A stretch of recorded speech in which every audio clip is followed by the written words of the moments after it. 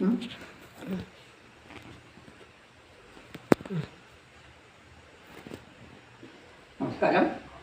ഞാൻ എൻ്റെ ജീവിതം പറയാൻ പോകുന്നത് പിന്നെ എൻ്റെ കുടുംബം ദാരിദ്ര്യത്തിൻ്റെ അങ്ങേയറ്റം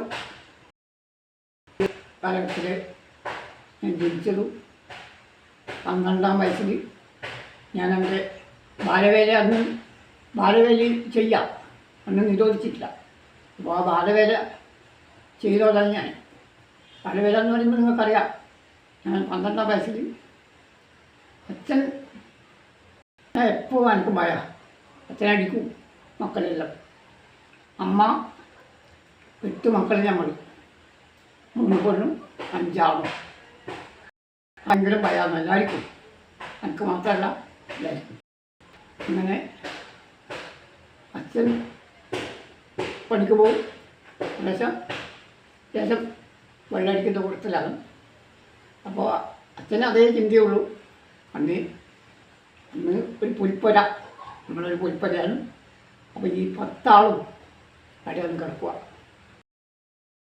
പെട്ട് ജീവിച്ചു പോകുന്ന ഒരു കുടുംബമാണ്. അങ്ങനെ എൻ്റെ നേരേട്ടൻ മരിച്ചുപോയി, ഇപ്പോൾ ഉണ്ട്. അങ്ങനെ ഞാൻ അച്ഛൻ വേലക്കയക്കും. ഏതെങ്കിലും വീട്ടിലോ പശുവിനെ നോക്കാനോ കുട്ടികളെ നോക്കാനോ അങ്ങനെ വിട്ട് സന്ദർഭങ്ങളുണ്ട്. 5-ാം ക്ലാസ് വരെ ഞാൻ പഠിച്ചിന്. പക്ഷേ 5-ൽ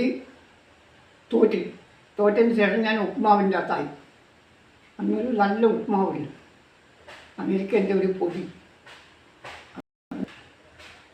ഒരു ഡാൽഡ ഇട്ടാൽ തിന്നാവിടിയില്ല.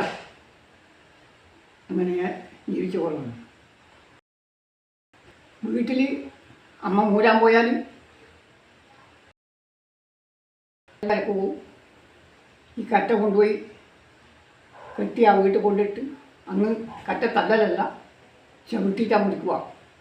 കാലുകൊണ്ട് ചവിട്ടി മുറിച്ച് ഈ നെല്ല് കൊണ്ടുവന്ന് രാത്രി പുഴുങ്ങി ഇത് ഓട്ടിലിട്ട് വറുത്ത് കുത്തി അവർക്കൊരു 8-9 മണിയാവും.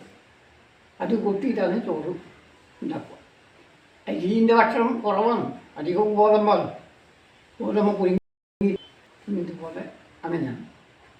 അതാണ് എൻ്റെ ജീവിതത്തിൻ്റെ ആദ്യ ബാക്കി ഞാൻ നാളെ നിങ്ങളോട് പറയാം.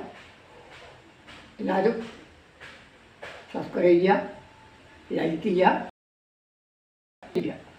ഇങ്ങനെ നിങ്ങളെ അനുഭവം ഉണ്ടോയെന്ന് ഞാൻ അറിയില്ല, ഉണ്ടെങ്കിൽ എന്നെ അറിയിക്കുക.